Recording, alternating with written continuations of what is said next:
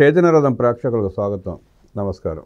2 రోజుల క్రితం నారా లోకేష్ పులివెందుల ఎమ్మెల్యే జగన్ రెడ్డికి సవాల్ చేశాడు. ఏమనంటే, వర్షా మీద అసత్య ప్రచారాలు చేసిన జగన్ రెడ్డికి కౌంటర్గా, నువ్వు నిరూపిస్తే నేను రాజీనామా చేస్తా, లేదంటే నువ్వు రాజీనామా చేయి అని చెప్పి సవాల్ చేశాడు ఆయన. ఆ సవాల్కి స్పందన లేదు. స్పందన లేకపోగా ఏదేదో మాట్లాడుతూ ఉన్నారు వాళ్ళు. అసలు ఆ సవాల్ ఎందుకు చేశాడు, దాని వెనక ఉన్న నేపథ్యం ఏంటి, దాని గురించి లోతుగా విశ్లేషించడానికి మనతో పాటు సీనియర్ జర్నలిస్ట్ దుర్గా కుమార్ గారు ఉన్నారు. వారిని అడిగి మరిన్ని విశేషాలు తెలుసుకునే ప్రయత్నం చేద్దాం. సార్ నమస్తే. నమస్కారం బ్రహ్మ గారు, మన చైతన్యరథం వీక్షకులు కూడా.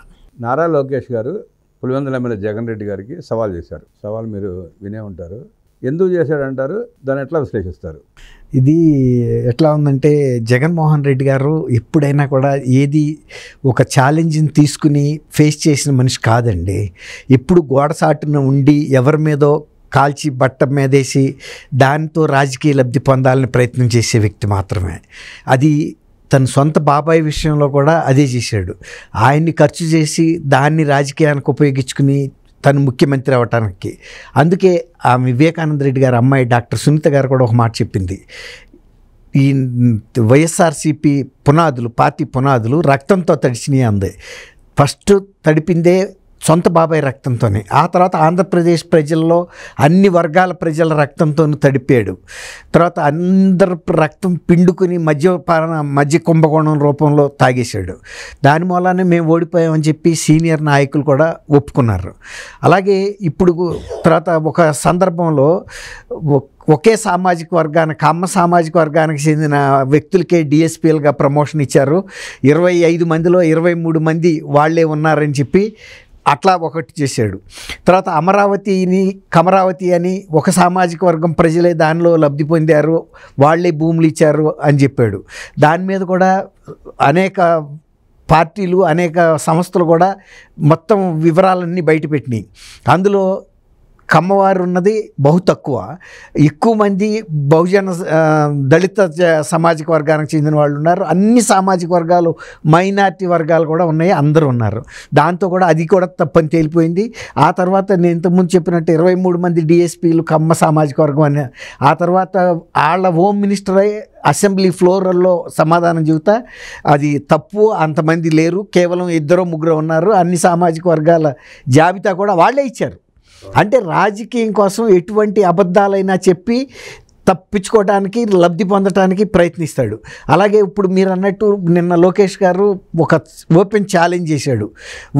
అది కంపెనీ పేరు ఏంటి, వర్షా కంపెనీకి 99 పైసలకి ఎకరం చొప్పున ఇచ్చారని ఒక ప్రచారాన్ని జనంలోకి తీసుకెళ్లారు. కొంతమంది నమ్ముతున్నారు కూడా.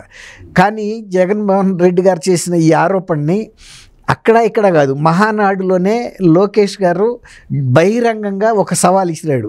మీరు వర్షాకి మేము 99 పైసలకి ఇచ్చామని ప్రచారం చేస్తున్నారు, అది మీరు బహిరంగ వేదిక మీద సవాల్గా స్వీకరించి రండి, మీరు ఆ నివేదిక తీసుకురండి, దాని వివరాలు ఎక్కడున్నాయో, నేను దానికి కనుక 99 పైసలకి ఇచ్చారని మీరు రుజువు చేస్తే నేను రాజకీయాల నుంచి నిష్క్రమిస్తాను, మీరు కూడా రెడీనా అన్నాడు.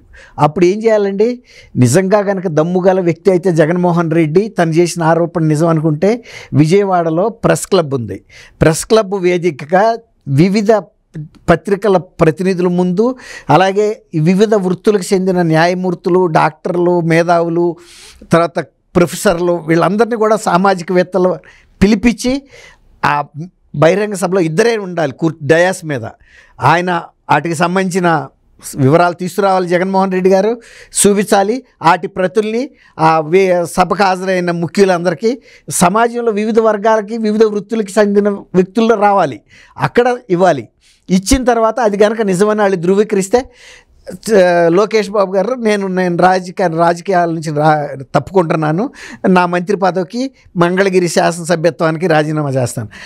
అప్పుడు ఆయన ఏం చేయాలి, నేను నిరూపించలేకపోయాను కాబట్టి నేను శాశ్వతంగా ఈ రాజకీయాల నుంచి నిష్క్రమిస్తున్నాను, నా పార్టీ అధ్యక్ష పదవికి నేను రాజీనామా చేస్తూ ఫలానా ఆయన్ని నామినేట్ చేస్తున్నాను, నేను ఒక మౌన సాక్షిగా మాత్రమే ఉంటాను భవిష్యత్తులోనూ అని స్వీకరించాలి.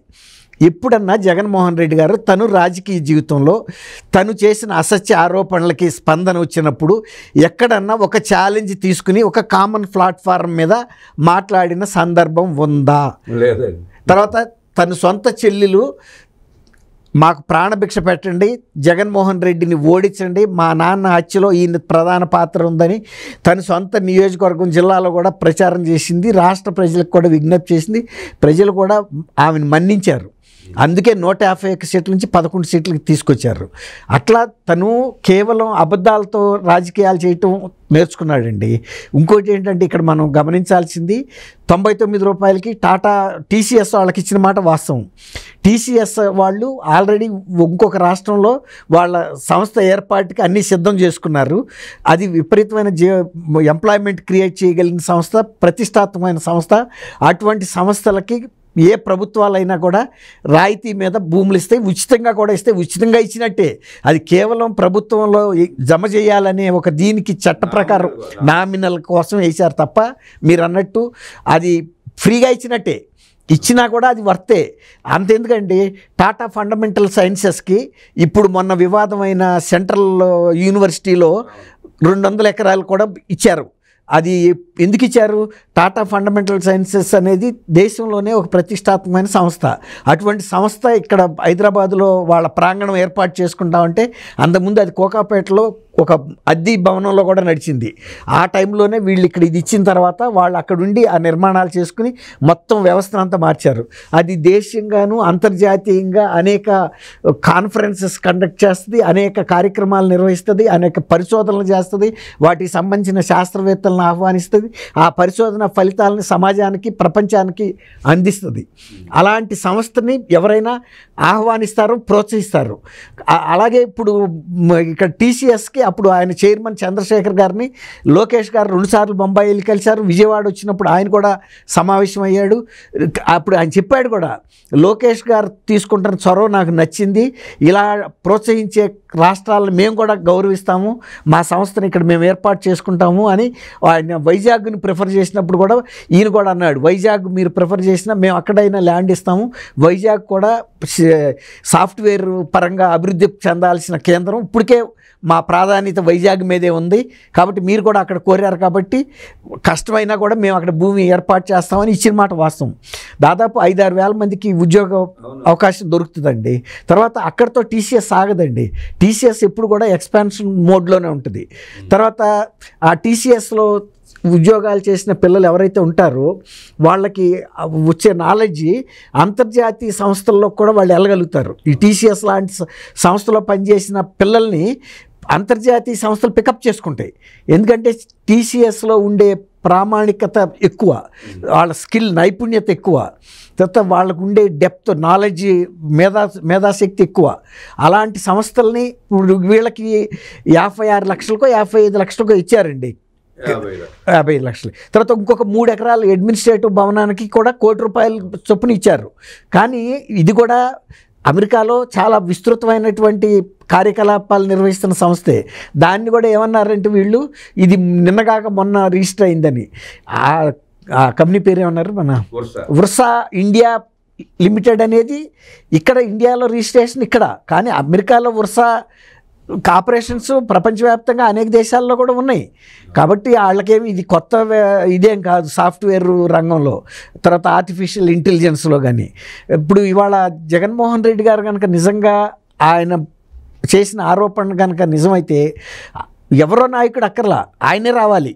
ఎందుకంటే అది నిజంగా కనుక తెలుగుదేశం కూటమి ప్రభుత్వం కనుక ఫ్రీగా ఇచ్చింది అని అంటే అది ప్రజలు కూడా తప్పుదోవ పట్టించడమే కదండి. ఇప్పుడు అట్లాంటి తప్పుడు ఆరోపణలు చేసినందుకే కదా నువ్వు తప్పుడు హామీలు కూడా ఇచ్చాడు. నేను మద్యపాన నిషేధం సంపూర్ణంగా అమలు చేస్తానన్న మనిషి అది ఎగ్గొట్టాడు, జీపీఎస్ ఎగ్గొట్టాడు. ఇలా ప్రతిదీ కూడా హామీలు ఇవ్వటం తప్ప తర్వాత మాకు తెలియదు, మాకు తెలియక ఇచ్చామని చెప్పి సజ్జల రామకృష్ణారెడ్డి కూడా సమర్థించాడు వితిన్ 1 వీక్లో. అట్లా ప్రజలకి ఇచ్చిన వాగ్దానాలు అన్ని. తర్వాత అన్నా క్యాంటీన్లు రద్దు చేయాల్సిన అవసరం ఏముందండి? ఇప్పుడు అన్నా క్యాంటీన్లు ఎందుకు రద్దు చేశాడు ఇవాళ చెప్పాడా? తర్వాత ఒకవేళ అందులో లోపాలుంటే సవరించి ఇంకొక 1 మంత్లోనే పెట్టాలి కదండి. ఆయన పేరు పెట్టుకోవచ్చు, పేరు మార్చుకో అయిపోయింది, లేకపోతే నీ పేరే పెట్టుకో. భోజనం పెట్టడం ముఖ్యంగానే ఎవరి పేరు అయితే ఉందండి. ఇప్పుడు అట్లాగే ఆ రోజున ఎన్టీఆర్ హెల్త్ యూనివర్సిటీ రామారావు గారు పెట్టుకోవాలా, రామారావు గారు చనిపోయిన తర్వాత వచ్చిన ప్రభుత్వాలు పెట్టినాయి, అది కూడా మార్చాడు. అదే మరి ఇవాళ కడపకి వైఎస్ఆర్ జిల్లా అని అన్నారు, ఎవరన్నా ముట్టుకున్నారా? సార్ ఇప్పుడు తమిళనాడులో అమ్మా క్యాంటీన్ నడుస్తూ ఉంటుంది, జయలలిత పేరు పెట్టారు అమ్మా క్యాంటీన్ అని చెప్పి. ఆవిడ చనిపోయిన తర్వాత కూడా ఏ ప్రభుత్వం మారినా అమ్మా క్యాంటీన్ మీద నడిపిస్తున్నారు. ఇంకోటి అక్కడ మీరు గమనించాల్సింది ఏంటంటే, స్టాలిన్ గవర్నమెంట్ డిఎంకే వాళ్ళు వచ్చిన తర్వాత కొంతమంది పిల్లలు అల్లరి పిల్లలు పగలగొడితే కూడా అంతకన్నా పెద్ద బోర్డులు పెట్టి తగిలించి ఎవరు పెట్టినా మంచి కార్యక్రమాలను ప్రోత్సహించాలని చెప్పి మీరు అన్నట్టు అది కొనసాగిస్తున్నారు. అదే అంటున్నా, మంచి పనిని కొనసాగించాలి. కర్ణాటకలో కూడా ఇందిరా క్యాంటీన్లు ఉన్నాయి. అవును, తప్పులేదు, కంటిన్యూ అవుతాయి. అదే బీజేపీ ప్రభుత్వం కూడా కొనసాగించింది. 5 సంవత్సరాల పాటు ఎంత దుర్మార్గం అండి. పేద ప్రజలకు తర్వాత ఇసుక విషయంలో కూడా తెలుగుదేశం ప్రభుత్వం ఉచితంగా ఇస్తే 1000 కోట్లు దోసుకుందని చెప్పిన మనిషి ఆయన కార్పొరేట్ సంస్థలకి వాళ్ళ బంధువులకి కట్టబెట్టి ఇసుక దొరకకుండా చేశాడు. దానివల్ల ఎన్ని చేతివృత్తులు దెబ్బతిన్నారండి, ఎంత గ్రామీణ పట్టణ ఆర్థిక వ్యవస్థ దెబ్బతిందండి. ఉపాధి కోసం ఇతర రాష్ట్రాలకు వెళ్ళిపోయారు. చంద్రబాబు నాయుడు గారు ఉచితంగా ఇసుకిస్తే దోపిడీ అన్నాడు. అవును, ఈయన దాదాపు దాంట్లోనే 3 లక్షల కోట్ల రూపాయలు పైనే దోచేశాడు. అన్నిట్లో అండి, ఏది వదలలేదండి. ఇసుకను, గ్రావిళ్ళు, మద్యం, వాళ్ళే చెప్పారు మద్యం కూడా మా నిర్ణయాల మూలాన్ని కూడా మా ప్రభుత్వం ఓటమికి అదొక ప్రధాన కారణం అని, ఇసుక ప్రధాన కారణం అని ఇట్లా అన్నీ చెప్పారు. వాళ్ళే ఒప్పుకున్నారు, వాళ్ళ మాజీ మంత్రులు ఒప్పుకున్నారు, వాళ్ళ పార్టీ శ్రేయోభిలాష అని ఉండవల్లి అరుణ్ కుమార్ కూడా ఒప్పుకున్నాడు.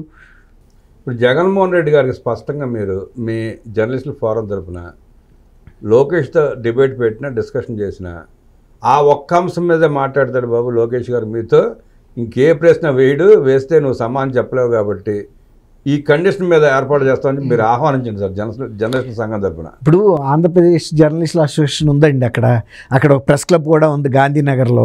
మీరు అన్నట్టు జగన్మోహన్ రెడ్డి గారు వెంటనే స్పందించి వాళ్ళకి లెటర్ రాసి నేను ఫలానా రోజు ఫలానా టైం వస్తాను కాబట్టి ఒక 4 రోజుల ముందుగానే మీరు కూడా సమాజంలో ముఖ్యులైన వ్యక్తుల్ని ఆహ్వానించండి, వివిధ మాధ్యమాలని ఆహ్వానించండి, లైవ్ బ్రాడ్కాస్ట్ చేయండి, నేను రుజువు చేస్తాను. ఇది వీళ్ళు ఉచితంగా 56 ఎకరాలు వర్సా కంపెనీకి ఇచ్చారు, తర్వాత 3.5 ఎకరాలు అడ్మినిస్ట్రేటివ్ భవనానికి ఇచ్చారని. అదే టీసీఎస్కి ఇచ్చిన సంగతి వాళ్ళు ప్రభుత్వమే చెబుతుంది కదా, ఇచ్చిన మాట వాస్తవం. ఏ ప్రభుత్వం, ఇక్కడ తెలంగాణ ప్రభుత్వం కూడా ఇచ్చింది, 200 ఎకరాల పైన ఇచ్చారు. తర్వాత గతంలో సినిమా ఇండస్ట్రీస్ని ప్రోత్సహించాలనే ఉద్దేశం మీద మద్రాసు నుంచి సినిమా పరిశ్రమ ఆంధ్రప్రదేశ్ రావాలని ఆ రోజు హైదరాబాద్లో జూబ్లీ హిల్స్ లాంటి సాట అన్నపూర్ణ స్టూడియోస్కి ల్యాండ్స్ ఇవ్వలేదండి. ఇప్పటికీ అవి నడుస్తూనే ఉన్నాయి కదా. అట్లా స్టూడియోస్కి అన్ని గవర్నమెంట్స్ ప్రోత్సహించినాయి.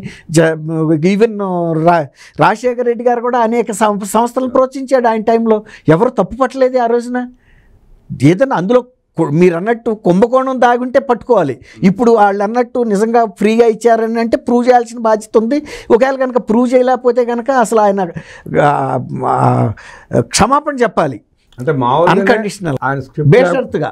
మామూలుగానే ఆయన స్క్రిప్ట్ లేకుండా ఏది చదవలేడు, చెప్పలేడండి.